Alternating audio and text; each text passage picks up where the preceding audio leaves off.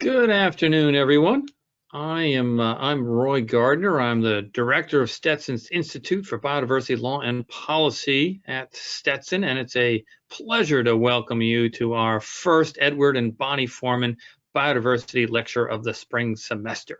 And I want to start out by recognizing the person who makes all of this possible, Bonnie Foreman. Thank you, Bonnie, for all that you do for our students and for Stetson. From the environmental side, I can't tell you how much we appreciate Bonnie's friendship and support and the impact that she has had on enriching our community. And hello to our friends in DeLand.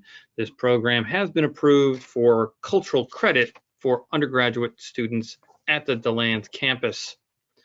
The Foreman Biodiversity Lecture Series brings us together with a wide variety of speakers from different disciplines and backgrounds.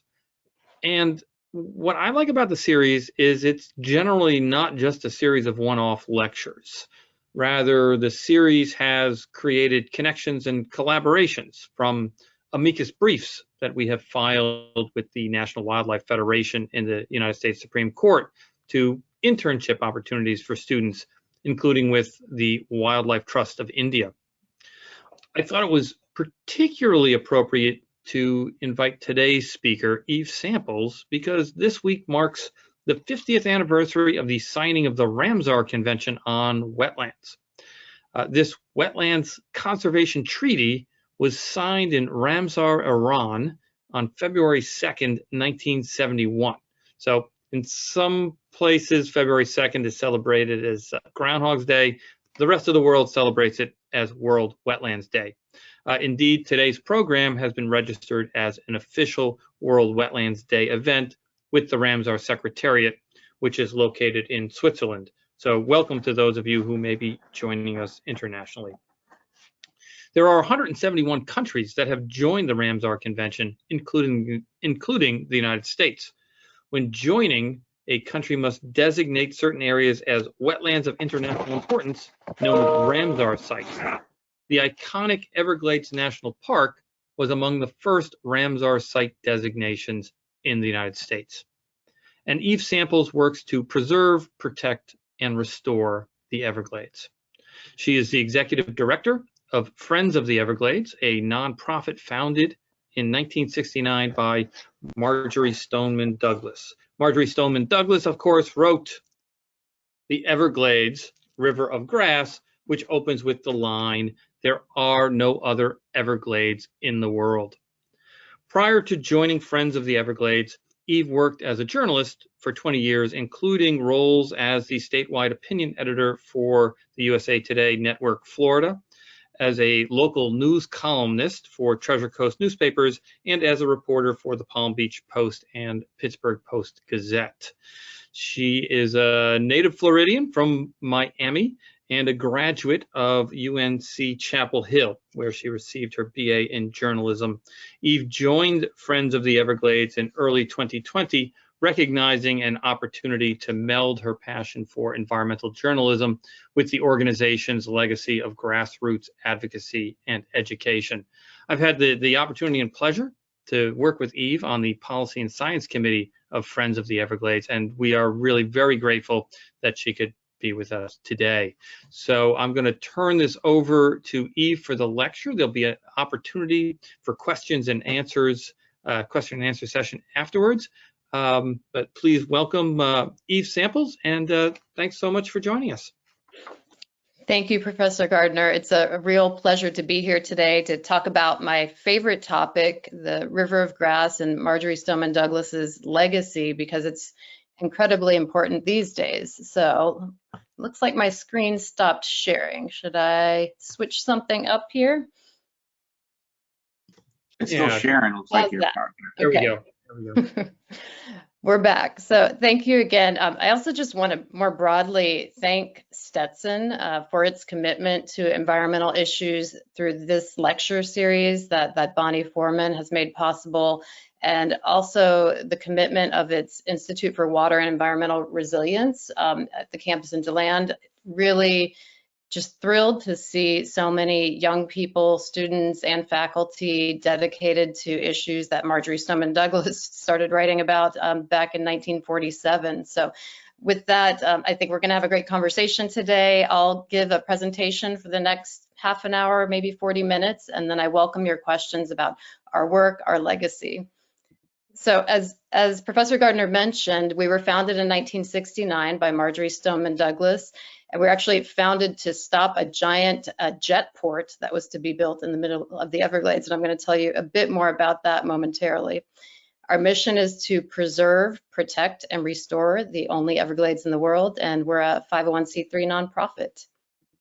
This is our fearless founder, Marjory Stoneman Douglas, and I feel a real kinship with her, and especially today, because today happens to be the exact date of my 1-year anniversary working for Friends of the Everglades. I started February 4th, 2020, and Marjory Stoneman Douglas, of course, was a writer, and she was a journalist earlier in her career, and that's how I spent the first 20 years of my career. So we recognize the power of storytelling and communicating to serve a role in advocacy and preservation of the Everglades. And that's something Marjory started and we continue today, and I'm just honored to be able to do it. And I know Professor Gardner and I are on the same page because he quoted the first line of the Everglades River of Grass that you see here, and I think it bears repeating, and I'll read the second line. They are, always have been, one of the unique regions of the earth, remote, never wholly known. Those are the first two lines of Marjory Stoneman Douglas's book.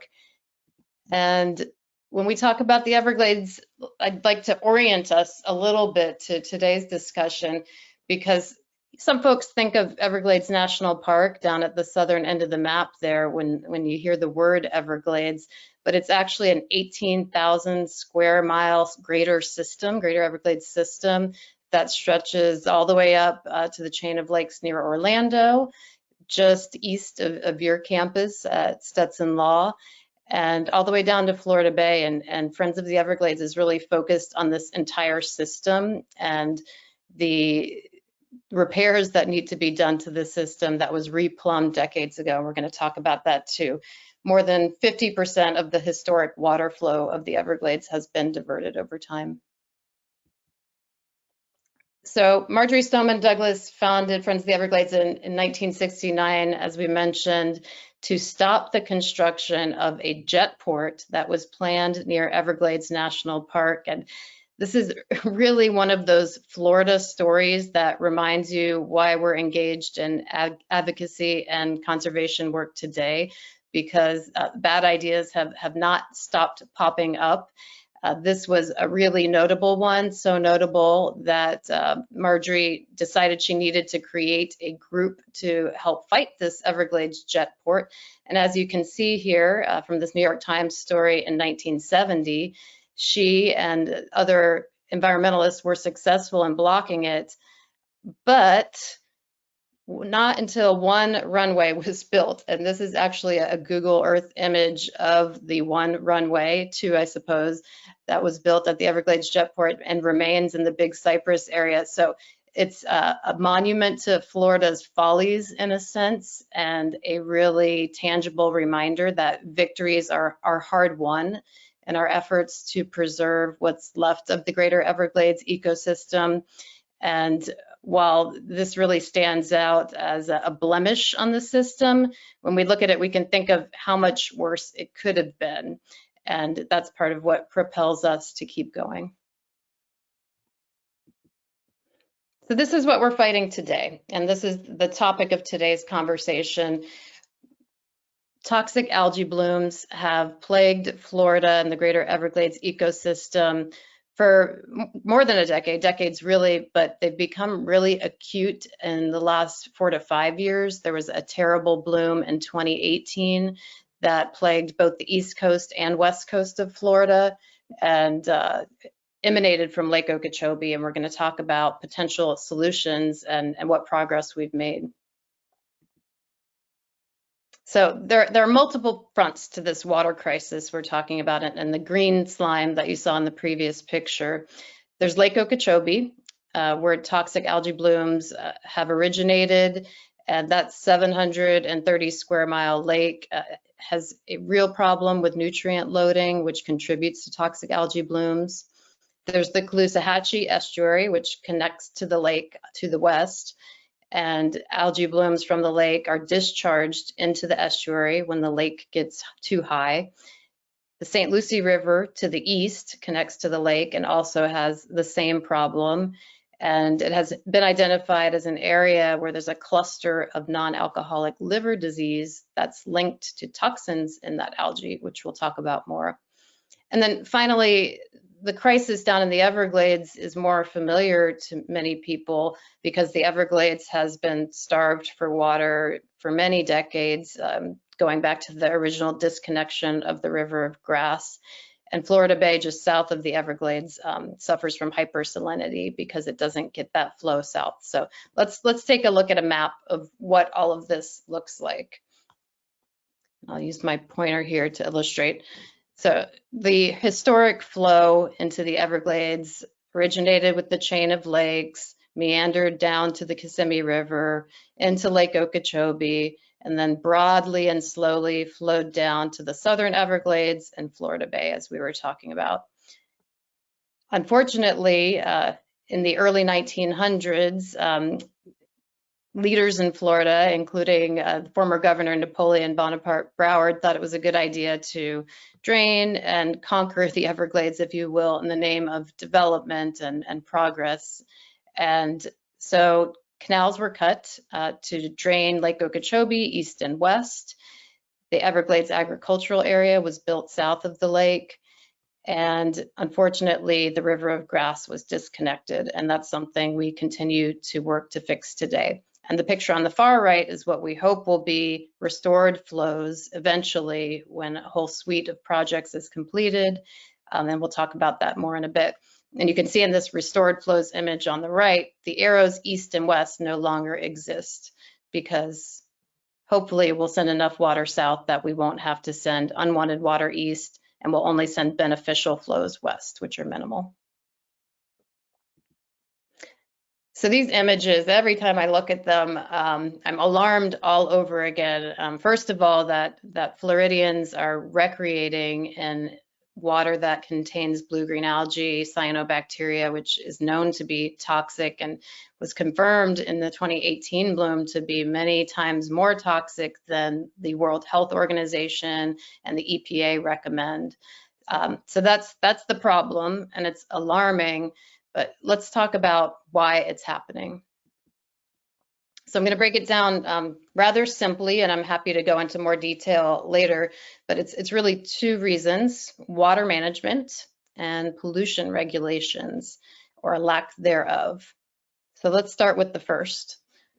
Water management in Florida, especially pertaining to Lake Okeechobee, really favors large industrial farms over human health, and that contrast has become all the more evident in the last few years as research has accumulated into the human health impacts of toxic algae.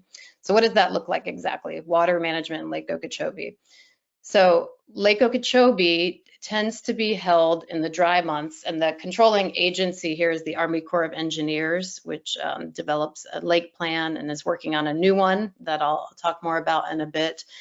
And the reason it's held high in the dry months is because there are large sugar farms, sugarcane farms, and other agriculture south of the lake that use the lake for irrigation when rainfall doesn't provide it. So what's the problem with that? That sounds okay if you don't know about the connections to the greater system.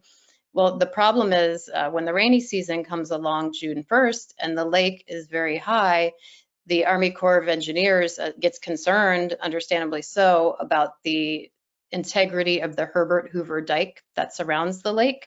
And it doesn't want to breach the lake, of course, so it sends water east and west through those connections that I pointed out on the map, flooding the St. Lucie and Caloosahatchee estuaries during the summer months when there's more likely to be toxic algae in Lake Okeechobee. So this is a real disparity. There's not a lot of equity as we see it in the way the lake is managed, has been managed traditionally.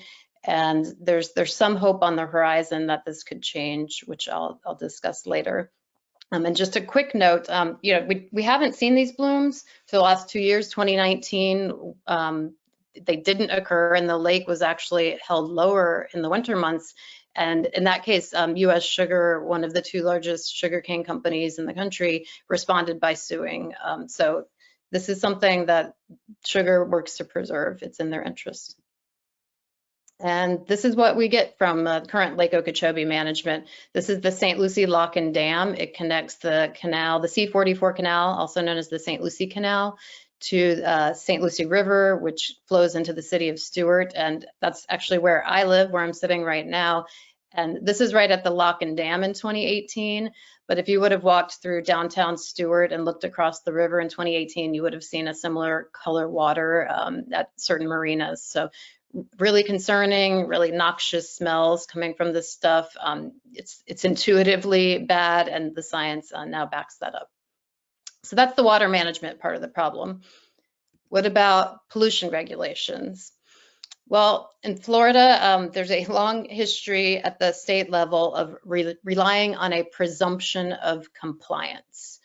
And here's just a little excerpt. This was in a trade magazine, Growing Produce, in 2019, in which this presumption of compliance was kind of touted. An environmental administrator with the Florida Department of Agriculture and Consumer Services noted that if BMP's best management practices are implemented, then there's, quote, the presumption they're meeting water quality standards. And I think due to the heavy nutrient loading of nitrogen and phosphorus we've seen in the lake and connected waterways, we can see why there's a problem with presumption of compliance. And on the right side here, you see that inspectors visited 3,600 of 11,000 farms participating in these so-called best management practices. And FDACS is limited by staffing and budgets. So we think that needs to be addressed, and it's something we at Friends of the Everglades are working on. So why do I keep talking about agriculture? They're certainly not the only source of pollution in Florida, but when you look at phosphorus loading into Lake Okeechobee, this is 2009 to 2019, it's just the overwhelming majority of the source is agricultural lands. So that's from north of the lake, and south of the lake in the Everglades agricultural area, there's a federal court order that requires water to be cleaned up before it moves south to the Everglades, and we taxpayers help pay for that through stormwater treatment areas. All right, so let's go back to 2018, the last year that we had really terrible toxic algae blooms in the greater Everglades ecosystems in the northern estuaries. And on July 2nd of that year, NOAA, which captures bloom risk through satellite imagery, noted that 90% of Lake Okeechobee's open water showed signs of toxic blue-green algae.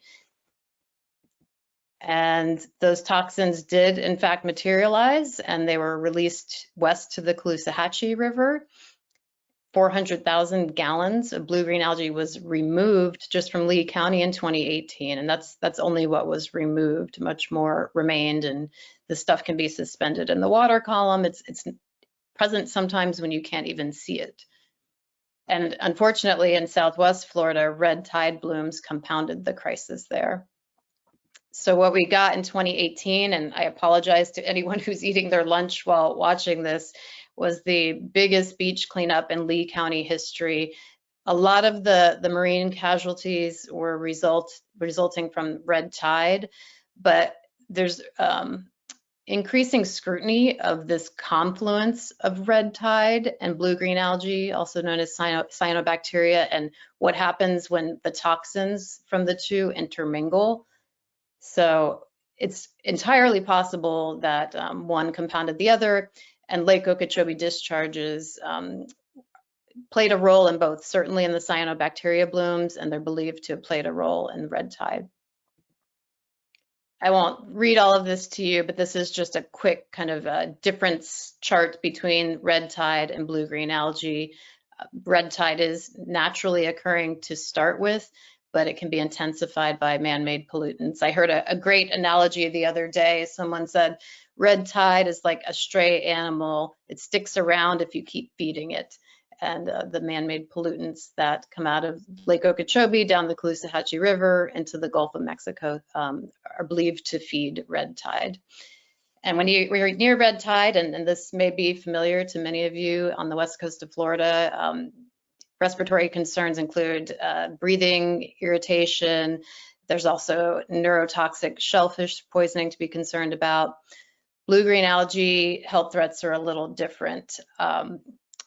There are long-term health concerns, including neurodegenerative diseases, ALS, Parkinson's, Alzheimer's, but it can also make you feel sick in the near term. Some of that respiratory irritation can be true, and it can cause gastrointestinal problems. I just talked a little bit about man-made pollution worsening red tide, and I include this because I think some folks like to discount that connection. And if you say red tide's naturally occurring, that implies that we don't need to rein in pollution and there's nothing you can do about it, right? But really, if you look at the research, there's just increasing evidence that man-made pollution does worsen red tide. So that's what happened on the west coast of Florida in 2018. This is the east coast of Florida. St. Lucie River experienced toxic blooms in 2018. Also in 2013 and 2016. This is a long-standing problem in the relatively small estuary of the St. Lucie River. Also in 2018, one dog death was confirmed as a result of blue-green algae exposure. Other dogs were sickened by this, and the one that was confirmed, a necropsy was done to confirm that. And Florida Atlantic University did a study to determine how many people who were exposed to blue-green algae aerosolized particles, how many of them had it in their nasal passages, and 95% did. So we don't quite know what the risk is involved in breathing it, especially if it travels a long distance and isn't concentrated, but it's probably not great. Here are some more headlines from 2018 in Stewart. Florida Sportsman Magazine. Gentleman on the left there is Blair Wickstrom. He's actually on our board of directors at Friends of the Everglades. His staff closed their offices temporarily because that was the dock behind their office, and they could smell the fumes from the cyanobacteria blooms in their office. And on the right at the bottom, the black dog is the one that died as a result of exposure. So how dangerous is this for us? This is a former photographer friend of mine who worked at the newspaper, and she wore this mask out to photograph the cyanobacteria bloom in Stewart in 2018. And research linking the connection to ALS, Lou Gehrig's disease, is growing. Dr. Walter Bradley at University of Miami has done some really interesting research. And I mentioned also the potential impacts on the liver and liver disease toxicity. And the Ohio State University published a study related to that in 2017. I won't go into a lot more detail about the health risks, but if you want to, I highly recommend the documentary Toxic Puzzle. It's on Amazon Prime. You may not sleep great at night, especially if you've been in water that contains cyanobacteria blooms, but it's really well done, narrated by Harrison Ford, and glad to see this issue getting some attention. It premiered in 2017, and I feel like it's due for a sequel because there's so much more that we know now. So all of this happened in 2017, 2018, and the health department, the Florida Department of Health, didn't quite respond in the way that you might hope. This is the headline from a story out of the News Press and the Naples Daily News in Southwest Florida. The reporter, Amy Bennett Williams, did a public records request to find out how the Department of Health was responding internally to what journalists were hearing from residents, which were really urgent questions about whether their children could swim in the waters connecting to the Caloosahatchee River that year in 2018. whether it was okay to stay in their home if they lived near the water and were breathing these toxins potentially. And what Amy found in her reporting was an agency much more concerned about its public perception than the health of residents who were questioning them. So there was a lot of confusion about who was supposed to post warning signs, if it was okay to swim in even the Gulf of Mexico, not just the Caloosahatchee River.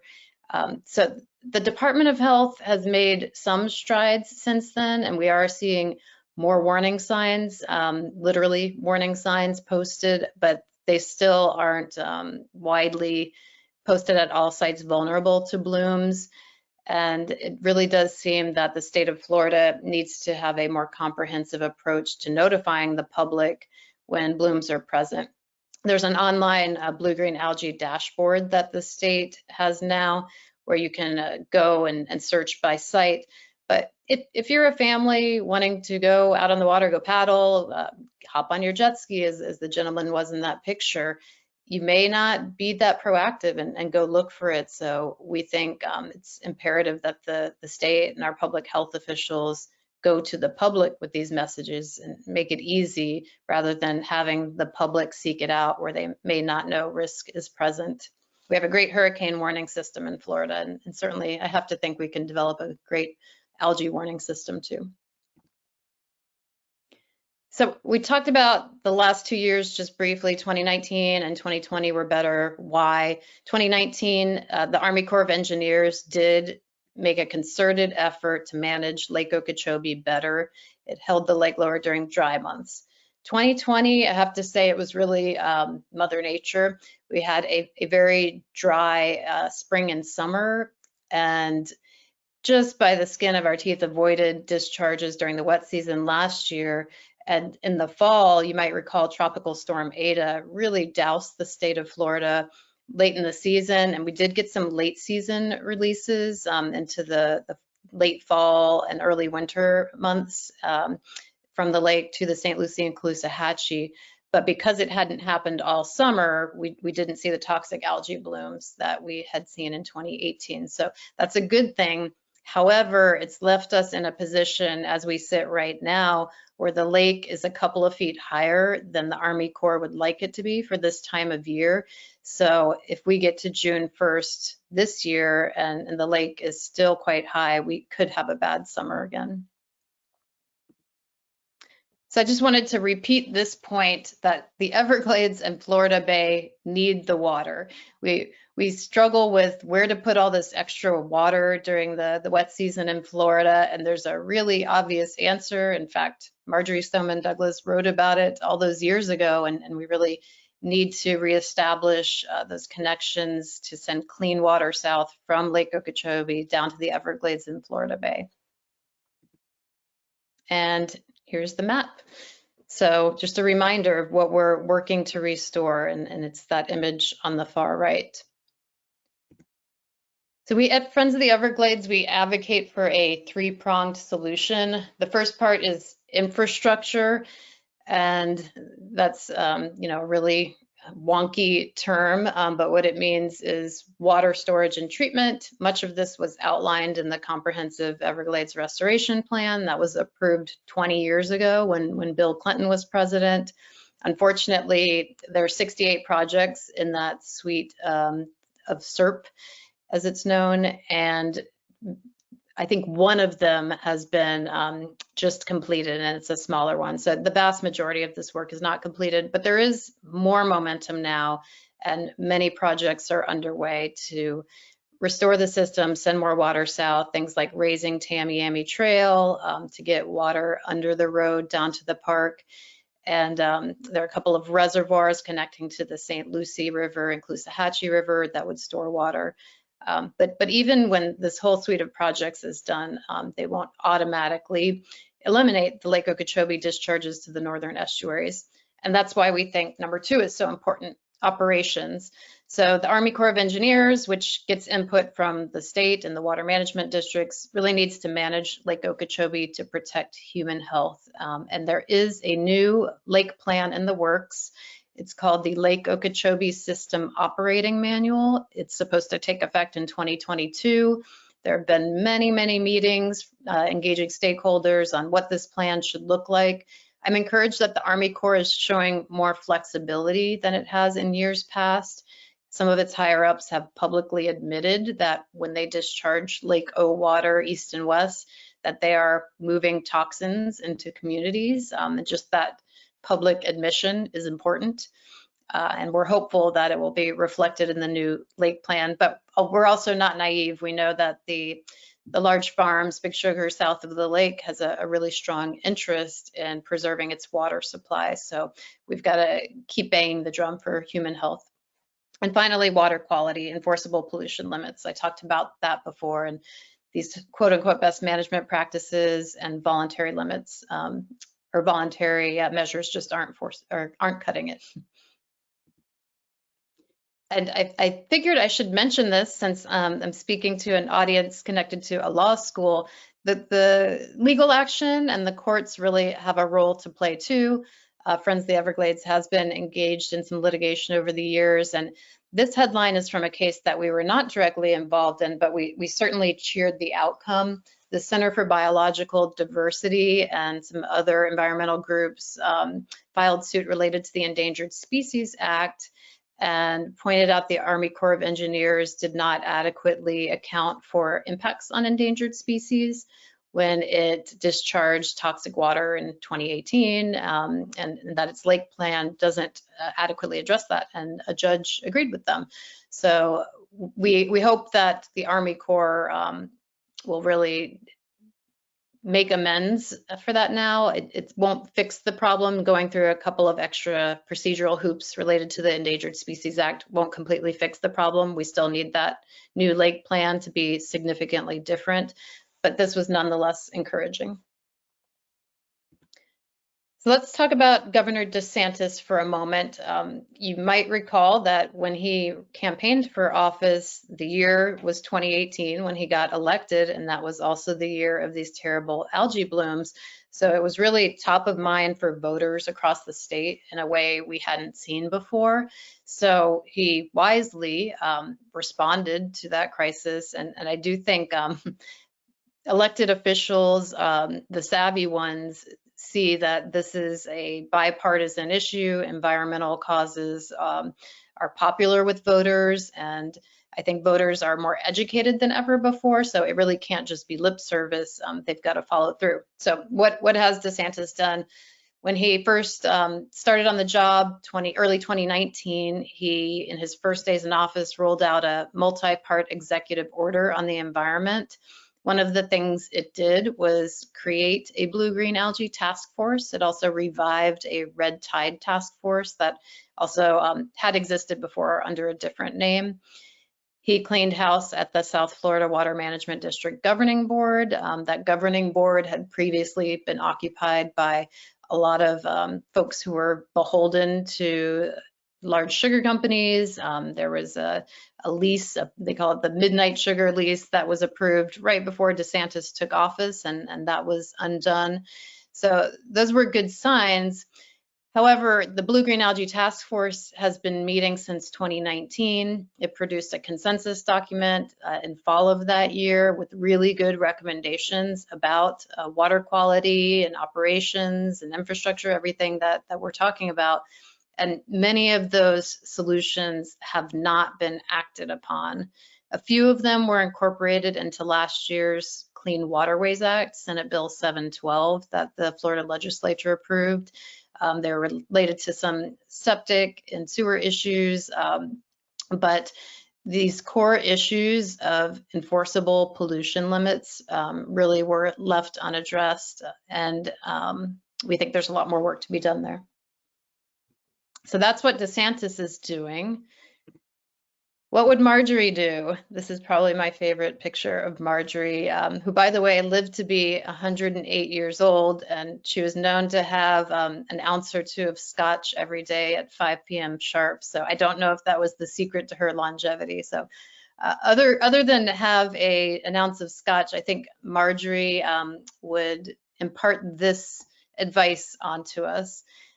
This is definitely my favorite quote from her, and I'm going to read it to you if you'll indulge me. She said, "Be a nuisance where it counts. Do your part to inform and stimulate the public to join your action. Be depressed, discouraged, and disappointed at failure and the disheartening effects of ignorance, greed, corruption, and bad politics, but never give up." And that advice is just as relevant today, I think, as when she said it. So what can you do? Well, first, if you're interested in supporting our efforts, you can chime in on LOSM, the Lake Okeechobee System Operating Manual that the Army Corps of Engineers is reworking right now. That we are calling on the Corps to support health first management of Lake Okeechobee to prevent exposure to toxic algae blooms. And you can also be a counterweight to special interests, just be a savvy observer of politics and follow the money. You can oppose the MCOR's toll roads. That's something that wasn't in the previous part of my presentation, but these are some 300 miles of toll roads that have been proposed for Florida, including the Southwest Central Florida connector that would cut through really sensitive areas and threatened panther territory, for example. So I'm happy to connect you with more information on that if you're interested. And I think it's critically important that we demand more of our lawmakers. The Florida legislature really has not stepped up, even in the way Governor DeSantis has through his executive order. So we need enforced mandatory pollution limits, mandatory septic inspections. Even with the improvements on septic, we didn't see those restored last year. And the banning of biosolids, which is partially treated human sludge that has been applied to certain watersheds across the state and can contribute to these toxic algae blooms we're talking about. And I have to end with one more Marjorie quote here. With that, I'm happy to take any questions you may have on Marjorie or our work at Friends of the Everglades or these broader issues that we're talking about. Thanks so much, Eve. That was a great talk. That was great. I've got some questions, but let me see if we've got any folks in the audience who have questions. So if you do, you can type them into the question box or the chat box, and also we can unmute you if you would like. So you could ask to be unmuted. So while we wait for folks to do that, let me ask you. So we have a change in administration at the federal level. What does that portend for the Everglades system? And sort of two-part question. And one of the big environmental priorities of the Biden administration is environmental justice. And is there any tie to the issues that you've been talking about with respect to environmental justice? Sure. So timely question, because the Everglades Coalition, which is an alliance of 61 groups that work on Everglades issues, and we're a member of it, they're meeting this week. Their conference is actually going on right now. I'm going to pop back over to it after this today. And the coalition joined and asked the Biden administration to increase funding for comprehensive Everglades restoration projects, that suite of 68 projects I mentioned. And I mean, we're talking about, I think it's $700 million over the next 4 years, if I'm remembering correctly, is what the increased ask is. So to get these projects done, it does take money, but it can't just be money, right? So one of the other things that we're hoping the Biden administration will act upon is rolling back the rollbacks of many of our protective laws, environmental protection laws that we've seen in recent years. The Clean Water Act was eroded in recent years through an amendment to the waters of the U.S. Definition. Clean Air Act has been impacted, NEPA has been impacted. So we're hoping to see some of these measures restored and hopeful about that. So environmental justice you asked about, I'm really glad you brought that up because it wasn't in my presentation, but there's a really acute environmental justice issue playing out in Florida, and really clean water is environmental justice too. But the one I want to mention is the burning of sugarcane fields in the EAA, the Everglades Agricultural Area. The regulations that Florida imposes protects coastal areas from being downwind of sugarcane burning and the smoke that can be a real air pollution problem.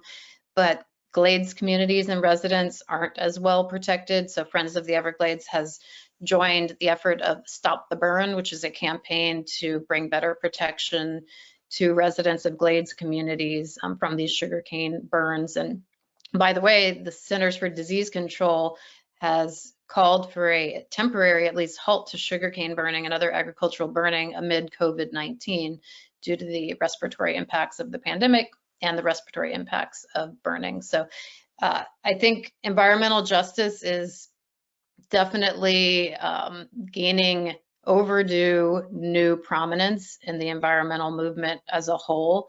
And I really believe that groups like ours, Friends of the Everglades, will be stronger because of it.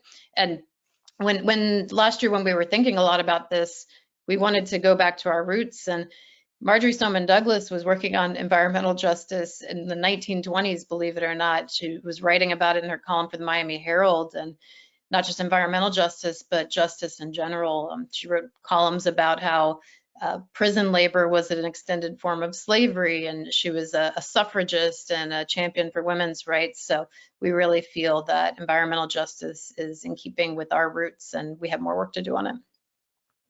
Thank you. Let's see, we've got a couple of questions coming in. So Keith Casto says, thank you for the excellent presentation. And can you address the climate change impacts of restoration of the Everglades? Sure. So this is something that's on my 2021 strategic planning list. You know, climate change obviously is inextricably linked to the Everglades. Saltwater intrusion is a major issue, maintaining the integrity of the aquifer in South Florida, drinking water for Floridians. And Friends of the Everglades, because we're a small and grassroots organization, has not been a visible voice on climate issues, and I want to change that. So I'm not going to bluff my way through this answer because it's not something that we've spent a lot of time working on, but I see the absolute need for us to join the efforts. I think just common sense is that we need to talk more about prevention of climate impacts and talk about some of the justice issues that are linked to that. We're seeing in Miami, for example, people potentially displaced due to climate impacts and climate gentrification playing out as well. So more to come from Friends of the Everglades on that front, but restoring wetlands is definitely a good thing for climate. Let's see, we have a question here that in some ways harkens back to the last quote you have, and also might be viewed as sort of the futility question. And so it seems that the main functionality of the Everglades has been lost. The fragmentation is so huge that no management solution will work.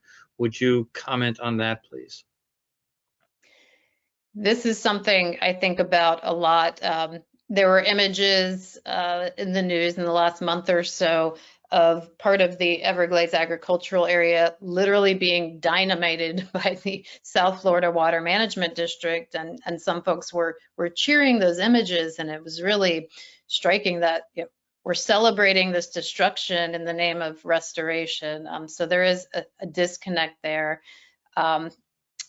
The one thing we can cheer is that the stormwater treatment areas that have been built south of Lake Okeechobee, although there are not enough of them, those are essentially man-made wetlands, and those have been successful in reducing nutrient loads, and we need more of them south of Lake Okeechobee. One way that we try to think about this constructively is by advocating for more STAs. And there's a project called the EAA Reservoir that is now under construction and under planning by both the state and the Army Corps of Engineers. It's going to be about 16,000 acres, reservoir, a deep reservoir and connected stormwater treatment area. And originally, University of Florida's Water Institute called for the need for about 60,000 acres for this kind of project to store, treat, and move water south from Lake Okeechobee to the Everglades.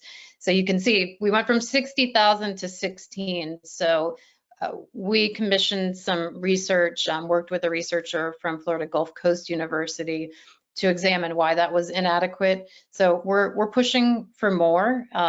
It can be disheartening, but I think if you think about what Marjorie championed for many decades of her life, and really, especially at the end of her life, it helps you continue on. And I mean, really, what's the alternative? If we give up, I feel Florida's very future is at risk. I have a 12-year-old son, and I'm really hopeful that he can see some of these restoration projects come online in a meaningful way, an equitable way that isn't just benefiting special interests, but really benefiting Floridians.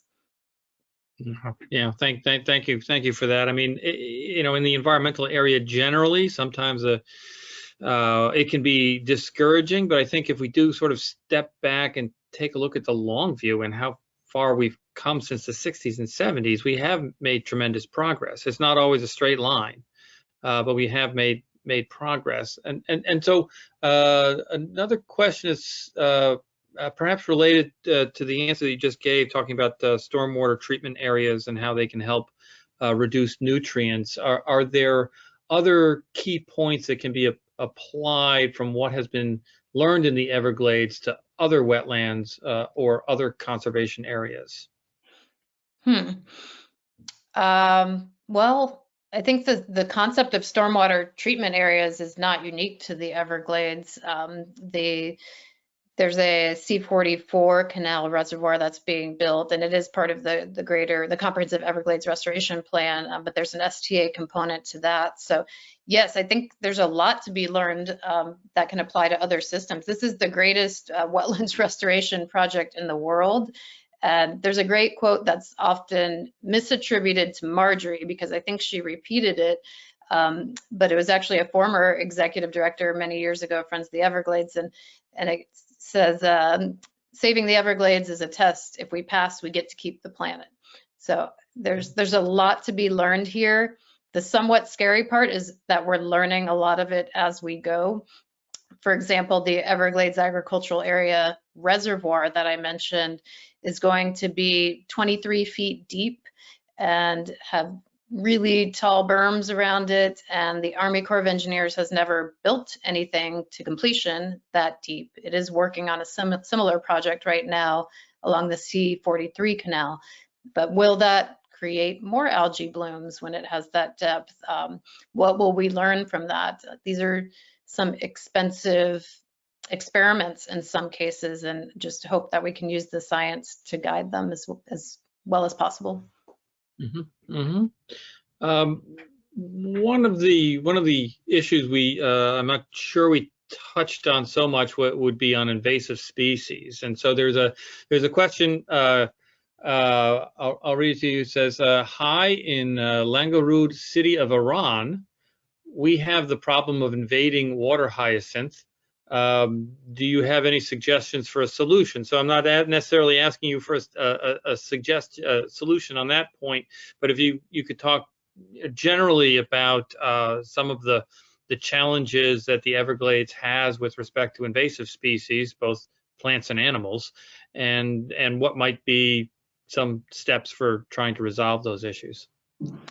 Sure. So the one that gets the most media headlines, of course, is the Burmese python, because Burmese python have caused a major problem in the Everglades, and there have been some state efforts to rein in that population through hunting. I think at the last Super Bowl that was in Miami, Governor DeSantis held up a football made of python skin. So that's one way of combating invasive species. But It is a major problem throughout the Everglades. Some of the nutrient pollution contributes to proliferation of invasive species. And what we did a century ago in Florida by replumbing the Everglades allowed for some of these invasive species to proliferate. So it's a matter of holding the line. I think the more that we can restore the system to something close to its original state, we're never going to go back to the river of grass as Marjorie Stoneman Douglas described it.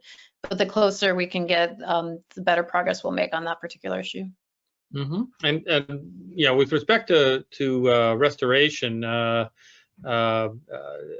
Professor Jason Evans has a technical comment. He says the wetland restoration projects are often very successful, especially as compared to other kinds of ecosystem restoration.